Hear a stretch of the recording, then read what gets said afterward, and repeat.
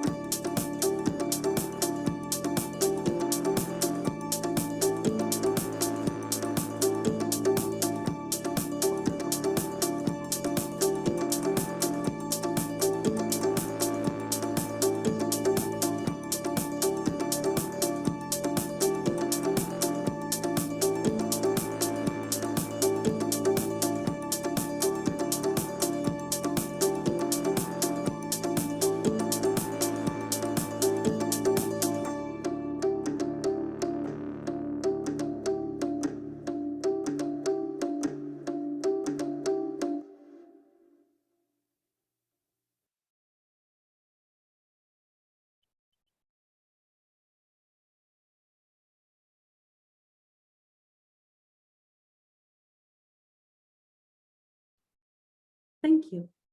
I hope you maybe feel a bit more energized with this after this short track. And let's start by giving Coach May the stage. I will just briefly introduce Coach May in case you don't know her. Coach May is with us for years already. I'm at Points of View for 5 years, and I know Coach May, I think from day one. I remember that I've heard May's name for many years, and the great things that you're doing. Coach May is a lead master and facilitates the academy workshops and the level 3, of course, the Turning Point program worldwide. She facilitated different kind of workshops with us already. The last one is in the past 6 months. She facilitated how to ask brave questions workshop that we also had it in our Wings of Change conference back then. And she also has a series of sessions about coaching essentials. Coach May is, I call you the queen of coaching. So, this is a very good opportunity to learn from Coach May about the great things that she's doing with Points of View and in general. So May, if you can share with everyone, I don't know if everyone knows you, a bit about yourself, about your professional path in a few sentences. And You? I don't know, with my age. We have 50 left, so you can choose. You know, this is, come on, Mayan, it's 59 years of gorgeousness. It would be quite difficult to sum up everything. But anyway, so a while ago, I was saying hi while we're waiting for you. And Mayan was asking me, how are you? And I say BBB, triple B as in boy. BBB stands for beautifully blessed and busy. That's how I am introducing myself now. Beautifully blessed and busy. And thank you, everyone who's here right now. And you know, it's meeting the facilitator, right? And thank you for maybe being curious or whatever agenda that you have to get to know me. So people kind of know me as Coach May because I'm one of the pioneers of coaching. You know, for those of you who know me, you know, I have been coaching for more than 2.5 decades. So one of the pioneers of professional coaching. Back then, it was like life coaching. No, there's not much to say about corporate coaching yet because you know people, the authors, the experts would have to get into the data first. No, unlike right now. So I kind of know the history of professional coaching, and in a nutshell, I'm a mother too. I'm a widow of 15 years, uh, and my children are all grown up. Two girls. One is 33 years old already. My gosh, I am a person of wisdom. I don't call myself old. So, uh, 33 years old and a medical doctor. I'm so proud to say that she's a professional as well. And my youngest, who has turned just 30 just the other day, and she's also a professional, an interior designer. So I have a left brainer and a right brainer. And I am both a right brainer and a left brainer. So I am a lead master that started way back in 2016. So proud to be a part of the tribe of, the worldwide tribe of the Points of View. So as a professional, I do a lot of training, coaching, and consulting. I'm based in the Philippines, but I do, um, you know, uh, works here and abroad. So yeah, that's in a nutshell. That's very quick. You know, if you want to know my age, I just said it. Thank you, Coach May. Maybe if you can share with us a bit about your perspective, because we can see your name almost everywhere with the word coach. And it's you know, I want to learn more about it. It's, you know, you brand yourself in this way, and we all familiar with this profession. How do you see coaching today, and do you see any differences between, I don't know, coaching and mentoring and supervision? What differentiates this coach persona from others? I always say that you always wear the hat of a coach because there's only one agenda of coaching, and that is to bring out the best in people. Whether a person is mentoring, whether a person is teaching, whether a person is counseling, we can combine because nowadays it's really all of these professions are very important and needed.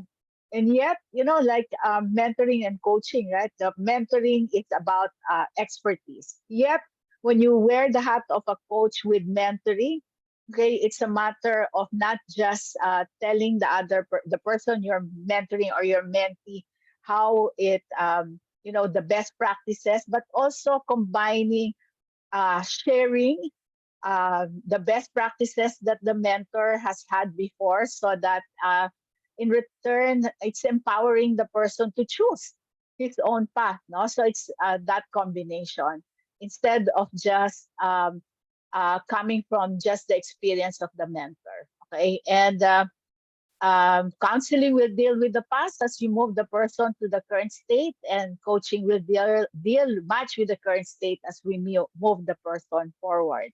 So um, having the tools of points of view really mattered a lot, and it's a very creative, powerful tool of coaching. And I even use it whenever I'm mentoring, whenever I'm teaching, whenever I'm facilitating. So I'm really combining our tools with almost everything that I do. So what's the difference? Before, uh, you know, one up to now, I must say, no, that there are still people who would, especially in the organizations, no, when let's say a manager will call on a person that I want to meet with you because I want to coach you. Can you imagine the speculation of people, especially if they're not used to the kind of coaching that we're doing now? Maybe I committed a mistake, or maybe I'll go to the principal's office, and or why? Because before, uh, whenever a certain definition of coaching before, the traditional way is I coach a person when there is a problem that links to the profession, that has something to do with job related challenges. You counsel the person when the person has a problem which is personal related. That's one common before, but now no more. No, um, even in the organization development, one thing that brings about sustainability, one big thing is coaching. Uh, most, of course, we're still in the pandemic, but during the last 2 years, there was a survey made amongst close to 5 million in the current workplace scenario. And one of the biggest reason or expectations, even by members of the organizations, is for the bosses to become coaches. They are expecting a conversion. We know for a fact that they're bosses, they're leaders already, but the role of a coach matter to them already. Okay, so that's one big thing that's happening right now. The ongoing coaching conversations matter. To give you just an input, more than 70% of organizations fail based on survey. You know why? Because there's no or lack of ongoing coaching conversations. As I'm saying this, part of the expectations as well as I was saying a while ago, the survey that was made for close to 5 million people, they they are expecting ongoing conversations in terms of their development. This the younger generation can really speak up their minds, right? So the more that us coaches are needed on the individual basis and on a corporate basis, as a matter of fact. Did I say too much? Never. Thank you for emphasizing that. I'm enjoying this for your information because I love intimate groups. Especially if you will open your camera so I can really see you. I miss all of you, to interact on a face-to-face basis. Yeah, I'm with you, Coach May. Please open your cameras. It doesn't really matter if you're in your kitchen, at work, whatever. Oh, Paula, hi. you brought Long your time no see, my dear. great, great. Thank you. I see, Lynn, that you're driving, so drive safely and Careful, careful. hands on the wheel. Okay, so I want to take one thing that you said about that you're using points of view tools and you're using it, it sounds like on daily basis with everything that you're doing. And I'm curious to know, how do you choose in which tool to use? Is there any differentiation or your love to combine, or how it works for you?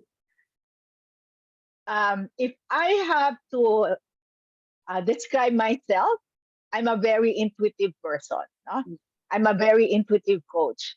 For those people who have experienced me in the level 3, even when I facilitate, I say that I so trust my intuition first, and then I ask the questions, and then from there I get into the facts.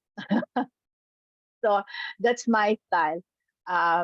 Why? Because I only have one agenda, and the agenda of the person I'm talking to. I'm so focused on the person because the kind of coaching that we're doing now is coaching centered. So having said that, with your question, using my intuition to find the right tool, no, it could, to be honest, it could be any, but I love, and not but uh, and I love faces when I am dealing much about emotions, and how I can evoke, emotions, or like tomorrow I will be having a debriefing with a group of priests and brothers who have trauma, no, because one of their priests just suddenly died in front of them, heart attack, and so they're asking me to help them be having a debriefing, and I'm using our tools. I'm using the faces, and I'm also using the coaching game. That's from my field that could be of help to them. You see, when it comes to, let's say, if I'm doing team building, I uh, I use the coaching game, uh, and very much actually, no, uh, and the flow, no, which is another like a coaching game part two in a way, no, and which evokes a lot of feelings as well, with labels. Yeah, so it could be any. Sounds amazing. And also the fact that, like, I understand that you have kind of the foundations and bricks that you're bringing with yourself when before you're developing a workshop or facilitating anything. But I can say about my experience in your workshops that it's really, it's flowing. I don't know. I know how it will start. I don't know how it will end. And and yeah, really, because No, of that. I'm laughing because if I may, no, Mayan, if I may, Yeah, Mayan, I know, whatever. I have so much respect with Mayan because she brings structure to me. All right, so I'm the type whenever I'm doing a workshop that they are asking me, okay, how will this be? Okay, what's the structure? How will this end? How many hours will you, or how many minutes will you put into this? Like I call them the Excel people. Okay, they are able to ground me. Okay, so that I can be on time. No, so we all have our strengths. No, and because I'm intuitive, I go by what my clients are needing. Of course, with the sense, especially I'm managing the entire class, and the entire group. I know that there's time management here. All right. I would know what to let go. I would know which one to focus more. part of my strength, I don't know if you've heard about Strengths Finder. Any one of you have done Strengths Finder before? Yeah, yeah, yeah, yeah. I see Deb saying yes to it. I encourage you actually, no, to do some. It's a science that there's an assessment. It's called Clifton Strengths Finder. I'm also a certified coach of strengths, no, strengths coach as we call ourselves. No, my number one is positivity.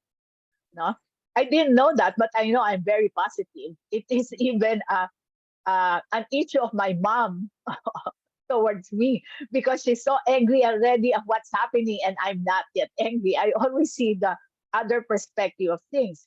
Hence being optimistic. Hence I was able through my transformation dealt with my being a pleaser before and now I'm able to become knowing myself as we call in points of view. Our inner research really helped me a lot, no? So that I can deal with my negative voice, which is my pleaser personality, and become more optimistic and become more grounded, no, in the process. So uh what's the question? Thank you, May.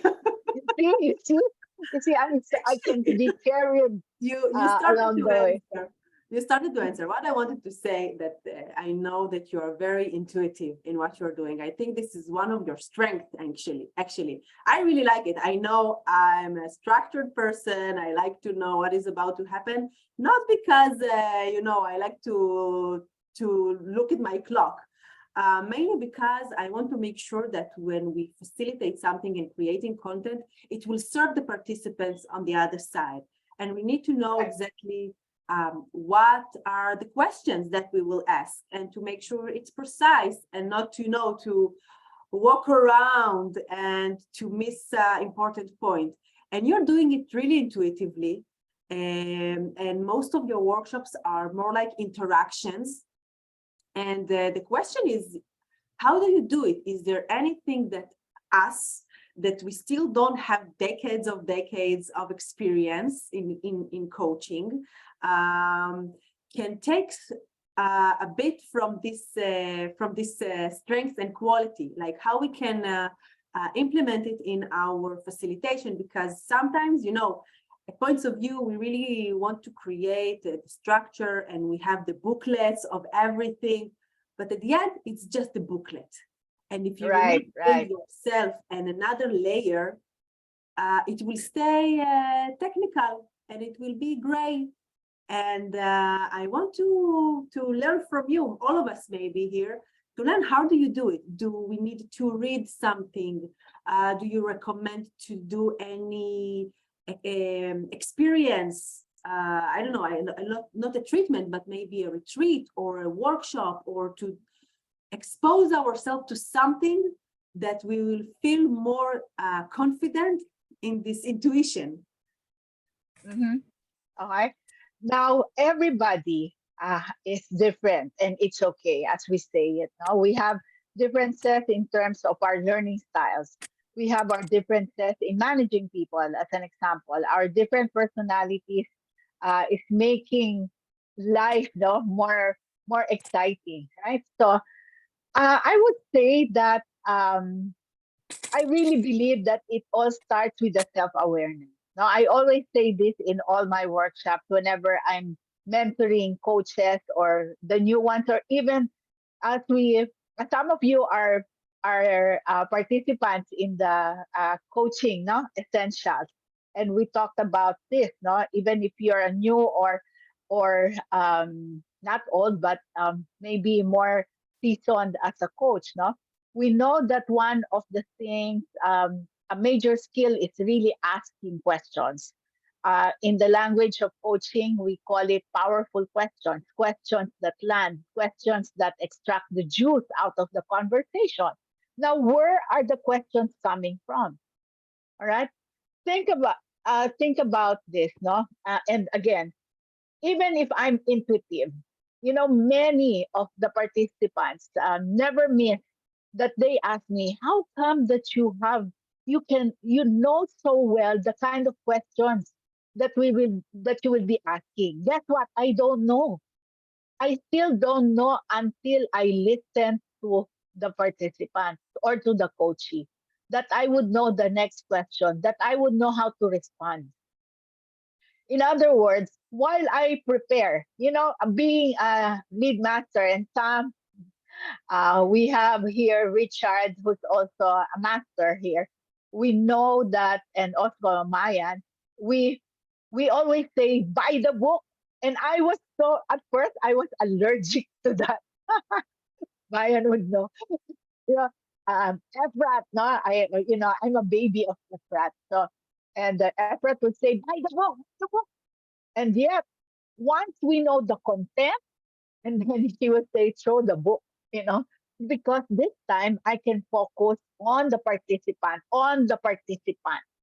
okay, on the person I'm interacting with, because I know the content already. In other words, there's so much excel in what we are doing because we really are very serious in the preparation. Okay, so I was really trained, no, to really get into the content, and then once I have the content, the mastery comes when you also have a mastery of yourself. You know why? Because of you wouldn't know what the participant or the coachee will tell you. You wouldn't know what can trigger them. The different personalities, if we are not strengthened yet as to how we know each other, okay, it's likely that one, we can be triggered, two, we can be affected by, we call it hook, no? We can be hooked in the situation, we can be hooked in the kind of personality that we are interacting with. And so the inner research is really the first step, as we call it, the self-awareness. And we continue to invest on our inner research as we continue to be masters or experts in our field. No, whether you're coaching, whether you're mentoring, whether you're counseling, or being a consultant, we all need that inner research in us. So, yeah. So there are skills involved, and as what was mentioned, the coaching essentials are there on a 6 month basis. We're almost done in Yeah. December. So some people are graduating, and I don't know if some people can still join because it's recorded. So step by step, we talk about one on how to do one-on-one coaching using the tools of points of view.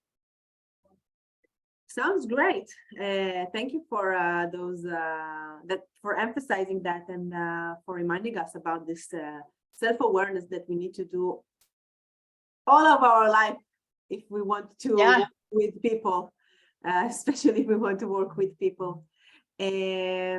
I want to ask you, because again, everything is so intuitive and you don't know what will happen in the room, and it's not just technical question that you're guiding and that's it. Did you had any situation that something happened in the room physically or even online, that it's even more complicated, any kind of challenge about containing the person? And how did you do it? Especially, I think if I would try to make it even more precise, online, because now we are all online. We don't really see the setting of the person, the body gestures, the noises, the smell, the voice of the person. And how do you deal with challenges in interactions in this kind of setting? I treat this as a gift, no? I really acknowledge that having to facilitate or to do this interaction well is a gift. In fact, to the point that I remember, whether it's face to face or in as we say, this is much challenging to interact virtually. We call it processing virtually. Yet I hear the tone of the voice. No, and as I cannot explain it, but it's really a feel. You know, I validate it through the tone, through the words that I'm hearing, through the answers to the questions, and I can have a sense whether the person is opening up. If you notice by now that I also use humor to rapporize with the with the coachee, or even in the case of group, I make sure that every person will feel comfortable. In other words, in our language, we're creating a safe space. So Mhm. once we have created a safe space, in our program, right, in every workshop that we do, we call it a respect and sensitivities, right? So we have that all the time. And so once they're in it already, and everyone is in agreement, or the person is in agreement, and I make the person feel comfortable, I feel that it's easier, no, because the person is now willing, and I'm getting the respect. I build on the trust, which has become a major skill of us coaches. Building trust is a skill, yes. All right. So, and this is why whenever we're coaching, sometimes it's not a one-time deal, right? Whenever we are doing the level 3, we know it's an intensive 5-day workshop, because some people will open up in the first day, some people will take even almost the last day to open up, and it's still their process that we respect. Whenever a person will feel that wherever they are in their current state, they feel that they are respected, I feel there is more ease into the interaction. All right. It will be, yep, it could be a work in progress, because there are deep issues that can come along the way. And okay, my experience, like for a group, I'll give an experience for a face to face. Okay, when I was doing one PPP, and there's an issue that came out that it happened during the person's childhood. You know, I'm a coach, right? I'm not even a trained psychologist, but because of the openness of such person, and I'm hearing already that that person's issues are coming from childhood, intuitively I know what to do. Okay. And as I'm saying this, the person who's interacting with you, with us, need to see our confidence, need to hear our confidence, need to experience our confidence. Because if we're afraid, guess what? We may be mirroring our fear to the person we are facilitating or interacting with, right? So I can be vulnerable. I can cry with them. I can even say, wait, I'm not understanding this, which happens, which means to say that they are seeing that they're together with a person, yes, who can facilitate what they're feeling, who can coach them, and that person is also human. I You think see? it's very So, important what you are right. emphasizing. And just to let you know, everyone, that usually when we're creating, when we are developing a workshop with one of our masters or lead masters, for example, the one that Coach May created, again, we want to make it structured and, to improvise inside as much as we can. But I can tell you about Coach May that even the vulnerable stuff and places are in the script of the workshop, which means that she knows from advance that she's about to bring herself as a person, as a human, right at the beginning sometimes. And people really feel connected to it. And I think it's very important to know that as facilitators, at the end, we're human beings, and we We're can human express beings. Yeah. emotions, even though we have kind of distance with the participants to give them their space, and we're not part of the group as the rest of the participants. We are humans, and Coach May, you bring it really strongly in your workshops. So thank you Thank for you. that. Thank you And too for the acknowledgement. one last question that I have, and then I want to open this discussion to all of you here. So if you have any question, well, so please share with us, or you still have a few more minutes to think about it. But one last question from my side for now is, what inspires you in creating workshops? Mm, okay. Um, it's my mission. It's my purpose. No, I'm very purposeful. Uh, if you were part of the attendees to the first Wings of Change before, and I was talking about my COVID experience, and it during that time it was Delta. It was like real fear, okay, that crept inside me.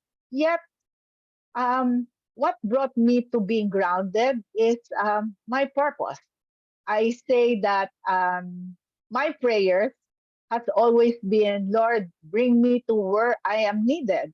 Bring me to, the place where I can be in purpose, uh, as to the purpose that you have given me. I always, that's part of my prayers. And then suddenly you brought me to, it was in Indonesia actually, no?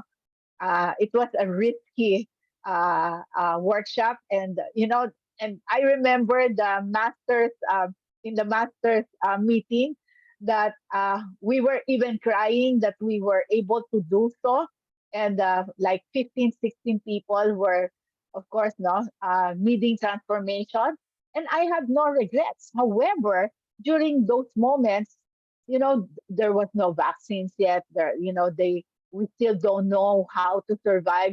That fear was true. It's so real. So, and yet I treat it one day at a time. I always go back to trusting the process in our language, in the points of view. I trust that this is happening for a reason. So I was processing, I was self coaching myself, I was getting energy across the world when they found out that I had COVID. I'm getting good vibes and energies of healing, etc., etc. So I get my inspiration from within. I I say that there's much of spirituality that goes inside me, and to be honest with you, there are many times whenever there's so much deep process that's happening with whenever I facilitate, in this case, points of view, no, especially at L3, even L2 level, no, I cry because sometimes I don't I don't have the answer why I can do what I do. That's to be honest. I remember I was with Marek. Everybody knows Marek, right? And he was so sensitive in my state at that time because it was so deep, and yet we were able to help that person. And whenever we're facilitating a group, we're not just facilitating one person, right? We're processing one person, but we are also managing the entire class. So can you imagine the extent of the energy that if we don't have that inner research, the foundation, the strength of our self-awareness? I remember the first time years back, I had headache, I had stomach ache, and I told my mentor, if this is the case, I don't want it. But to the transformational workshops, to the inner researches, to the mentoring, to the coaching, everybody needs a coach. I found out, no, what I can do to strengthen myself, and know myself further. As what Mayan mentioned, it's an ongoing thing for us. So hence, in my if I may, is that okay to share with you my mission? Is that okay? Sure. So that you would know where I'm coming from. My statement is, I'm a powerful, beautiful uh, person, an instrument of change, loving people unconditionally. the same way my God has loved me. That's my purpose. So I love people unconditionally. And see, I'm now emotional as I'm saying this. So I know that in my BBB, beautifully blessed and busy, I know that there's a purpose where I should be, because that's my prayer all the time. Thank you so much. I think it's one big inspiration for creating workshop. So thank you for that. And I want to open to open this setting to more of your questions. If you have something to say, to ask, to share, so just unmute yourself and speak. Hello, Maya and Mayan. Hi there. Hi. Thank you so much, Coach May. I'm not sure if I've heard you speak before, but you definitely just switched to a very vulnerable part of me and why I'm here. And when you were talking about your mission, I feel I have my mission, and that was helping young adults. And so working too hard to try and figure out how to use this with young adults, and more importantly, how to use it with parents, with their young adults, or for their own inner research. And yeah, so I'm just curious, your input. My instincts are telling me to talk to, to work more, to do more one-on-one with parents to get that information, but there's definitely a resistance of just hey, parents that you're having problems with your young adults, come and have a session with me. It's, there's definitely this resistance there. So I'm curious how you might suggest kind of infiltrating that arena. Okay. Yeah. Well, there are communities, right? And in the communities, they talk about their current situation, their current needs, no? And what I do before, when I was starting, is to give, pro bono, free sessions, even for like an hour. I become a speaker, and I have a tagline. I don't say no. And because of my mission, right? Bring me to Right. where I'm needed. So I don't say no. And then and the blessings come, no, whenever I need I need it. So I say, okay, I have been saying yes to pro bono. So Lord, please give me a paying Right. clients, and I get them, no? So as I said, that's one way to market, in a way, no? It's to make people know that we exist, that we care. One of the things that people do not want to feel right away is the investment. Let's face it, no? So as much as possible, they go to free. They go to, let's say, their relatives. They go to their friends who happens to be not, not the professionals. No, they end up, not their agenda are not being met, right? So yeah, so get into uh, making them feel that you care. Having said that, one of the, again, no, based on survey of people across the world, one of the uh, what will make them stick with the organization. You have heard about the great resignations, right? The quiet quitting. And even on the personal side, like the parents, no, they're going through a lot. So make them feel that you care. And then with the competencies that you have, of course, the credentials that you have, all right, and that would be a start, no? Investing on yourself, and invested on those things that they can, for them to realize that someone would care for us. And then that's one thing. Okay, thank you. Where's Nursing? Yeah. So she's other, and I would just have to say thank you to her. Yeah, she's one of the participants in Israel when I was then a helper. Going through the lead master, we go through many steps, and in those steps, we appreciate it because that's part of our ladder of learning. So, Nersen was one of the participants in Israel. Yeah, thank you for emphasizing that, because you wrote on the chat a nice note for you. Any other questions for Coach May? It's a good opportunity, so I would take this step. I do not know, not like He a doesn't know me. questions. I don't know whether I have a questions. I'm taking this opportunity now to express my gratitude and thanks to Coach May. Maybe I share a little bit about how we met and know each other. I think we met at March 2020.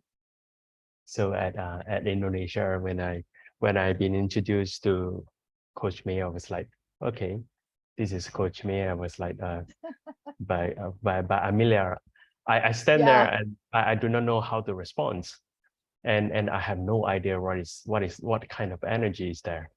So then I have the opportunity to talk to Coach May on our messaging, and then I've been greatly supported.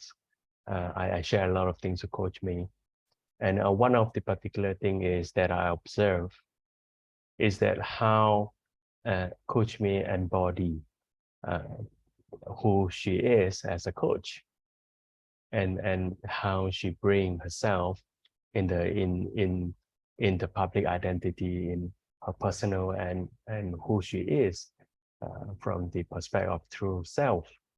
And I was really making her my role model. Aww. Is one of my role model. And Coach May, if you want to know this, you are my first coach. Oh, thank you. I never experienced a coaching sessions before to anyone. I get to know a few coach, but you are my first coach, and that actually motivated me to take up my coaching programs. I am now a life coach, and that now I understand what it meant by the presence that you have, your energy that you have. And I'm on my journey to for my PCC.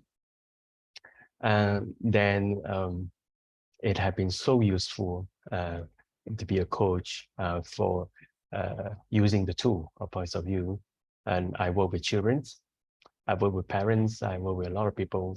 There are moments that the tool is really so useful and it's so magical, I would say, when we are serving our clients as a coach in this case. It breaks patterns. It breaks the barrier that language sometimes cannot reach. So this is really amazing, but also taking from the presence, the holding, the love from Coach May. I believe that with the tools and with you, it would be an amazing section. So I'm actually looking forward to reconnect back to Coach May for some sessions or even some talking there. Okay, let's go. Thank you, Richard. Let's set it. I miss you, Richard. I miss you. It's a good opportunity. Thank you. Thank you. I'm Richard. touched. That was not scripted. Thank you, Richard, for your, I love you. I love you. Thanks for your beautiful words about points of view, and of course about Coach May. Coach May, it's an opportunity if you want to put on the chat some contact info, so people will be able to reach out, to connect again, to ask some personal, professional question, and to be, to create a good network. So if you would like to put it on the chat now, so you can share it with us. Thank you, Richard. Any other questions? We still have like 10 more minutes. Even personal questions, I welcome. Hi, Coach May. Hello. Well, it's amazing, and I really thank Points of View to bring us these conversations, because we can meet the facilitator more as well, the human part of not as a professional, but also as a human being. And I would like to also say that your session and the course for the 6 months, it was it's amazing, and how it helps me to improve my professional skills on the coach, but also how to the way that you connect with the group and with the people. And my question is, for you, what does it means soul connection, and how do you cultivate it? Soul connection. Wow, Soul. deep. I have a lot of soul sisters. You know, it has become a term of endearment for us. Some of the masters call me a sister of Buddha. Okay, Buddha sister. Yeah, you Wow. heard, maybe that's the first time you heard, no? But uh, why? Because whenever they experience me, because it's really coming from soul work. You know, I uh, I I can say that I do mindfulness, I do pray, and I'm into not the I'm not well, I'm starting to meditate, but I'm not there yet. But my quiet moments will bring me to groundedness, and that's why I was sharing with you that there are times that I don't know why I'm able to ask those questions, why I'm able to have a sense of the root cause of or where I could get the power to get the power out of that person. It's really soul work. And on the logical side of it, okay, my only answer to that is I don't have any other agenda than just the agenda of the person I'm speaking with. Okay. I know how to detach whatever. It's so many things that's going on inside my head, or even, both personal, or even, let's say I'm a very busy person. My thought process can be, I'm a maximizer. That's one of my strengths. When I do maximize, tactless, lots of things to do. Yet, whenever I'm facilitating, you can really see how focused I can be with the person I'm interacting. That's it's no secret. Once we are our core is strengthened. When I say core, it's your inner research. You know yourself well. That, let's say you are relating to the problem of the person you're interacting with. You know how to unhook yourself and be just focused. The only agenda is that person. And if you're facilitating a group, while you're focused on one, you are also on a macro feel of how this is affecting the entire room. You see, I remember just another just input. In point of view, we normally come in with one, two persons, or even three at times, no?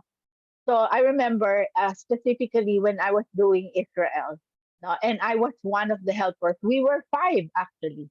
So there were powerful, no, facilitators and co-facilitator right there. And then what I did, and I got a feedback coming from the rest of the team. What I did was, I was feeling the room from the back, because there's so much power from the inside. I would like to feel from the back, and that was intuitive. And then from there, I would know how to come in. I would know what every person in the group would be needing, because I was coming from a macro, and at the same time I'm putting the feel for the group. You see, so it's good to combine, like let's say Mayan and myself, if we can combine in a workshop, that will be great because as Mayan would mention, she grounds me. Like for 5 times already, I was with Marek, um, and we were teasing each other. Maybe we were the among the masters, we are the most number of times wherein we were together as co-facilitator or as helping as both helpers before. And we really match because Marek is also grounding me. All right. So, all these things that we can arrange to have a beautiful experience for our people. Coach May, And this time it's challenge Maya who will be. accepted. Challenge accepted. 2023, you become with co-facilitation. Woo-hoo-hoo. Let's do it. Let's do it. Kike, I hope you got a good answer from Coach May. There is one nice question also on the chat from Maria Gloria. If you can give a tip about with a group of millennials that are stressed at work, if you can give some ideas. Yeah. Do you want to say a few sentences about it before we close? Yeah, millennials, or even it started with the millennials, right? Understanding them, it shook the world with the millennials, all right? Because Do they you have are any experience with how to work with them, or it's not your target audience? I have 2 millennials in the house. My 2 children, my 2 children. I belong to the I hope all right. So I belong to the obedience era. Okay, I belong to the 1960s. Okay, I cannot question my parents. I cannot question my teachers. Obedience. And then I am able to have 2 girls with me who happens to be millennials. When I say no to my children, to my girls would say, "Give me 5 reasons why you're saying no." Not even one. They're asking me for 5. Okay. So the first step is really to understand that they're unique, to accept that they're unique. All right. And the millennials, and even it expanded to the generation, the Z generation. Okay. The characteristics, they are very inquisitive. They just don't say yes or no because they need to understand. They need to understand, and they need to be understood as well. While they can be adventurous, guess what? They go back to the families because the families are the ones who are better understanding them more than even people from out. All right. So if people don't understand, and there's so much to talk about the millennials and the Z generation, that the pandemic even contributed even further to a better understanding. But tips here: they want to be cared for. They don't want to feel that they are within the organization or within the family who just contributes numbers. Okay, they want that they are seen as human beings, no, with all the uniqueness that they have. In other words, they want to be heard, they want to be respected. We call those the personal needs. They have more personal needs, no, the millennials. So and yeah, how can you it's the the one that I have been saying, the survey one, if it's in the in the corporate or organizational, their expectations, one expectation is the boss should be a coach. Of course, they're bosses, but they really would like to experience the bosses, their leaders, as coaches. Number two, it's no longer about the salary. They want to be in purpose. So how can they become in purpose? By facilitating the discussion, no? By having coaching.